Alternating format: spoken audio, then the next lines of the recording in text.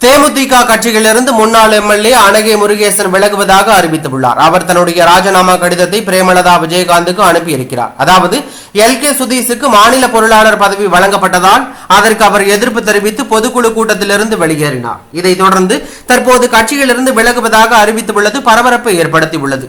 இதேபோல தேமுதிக கட்சியின் முன்னாள் எம்எல்ஏ நல்லதம்பியும் தேமுதிக உயர்மட்ட குழு பொறுப்பிலிருந்து தன்னை விடுவிக்குமாறு பிரேமலதா விஜயகாந்திற்கு கடிதம் எழுதி அனுப்பியுள்ளார். தன்னை விடுவிக்காவிடில் தானே பதவியிலிருந்து விலகுவேன் என்றும் கூறியுள்ளார். மேலும் ஒரே நாளில் இரு முக்கிய புள்ளிகள் தேமுதிக கட்சியிலிருந்து விலகியது பிரேமலதா விஜயகாந்துக்கு அதிர்ச்சியை ஏற்படுத்தியுள்ளதாக தகவல் வெளியாகி பரபரப்பையும் அதிர்ச்சியும் ஏற்படுத்தி உள்ளது.